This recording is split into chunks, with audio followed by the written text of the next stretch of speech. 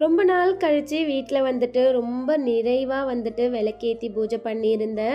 கன்டினியூஸா பாப்பாக்கு, தம்பிக்கு, எனக்குன்னு உடம்பு முடியல. ஸோ, அதனாலே வந்துட்டு எதையுமே வந்துட்டு ஃபுல்ஃபில்டா பண்ண முடியல. பட் இன்னைக்கு அது வெள்ளிக்கிழமைன்றதுனால வீட்ல விளக்கேத்தி சாமியுமே சூப்பரா கும்பிட்டாச்சு. நமக்கு முடியாதப்போ நம்மள சார்ந்தவங்க நம்மள கேர் எடுத்து பார்த்துக்க மாட்டாங்களா?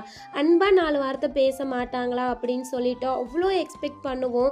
பட் அந்த எக்ஸ்பெக்டேஷன்ஸ்லாம் கிடைக்காதப்போ ரொம்ப உடைஞ்சு போயிடுவோம்.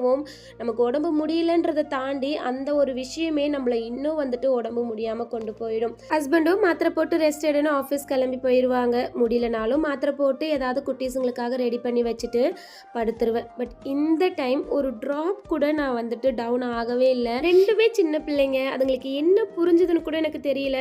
பட் எல்லா இடத்துலையும் என்னை அவ்வளோ வந்துட்டு ஒரு கேர் எடுத்து 2 பேருமே பார்த்துக்கிட்டாங்க. இதை விட ஒரு அம்மாவுக்கு ஹாப்பினஸ் என்ன இருக்க முடியும் சொல்லுங்க.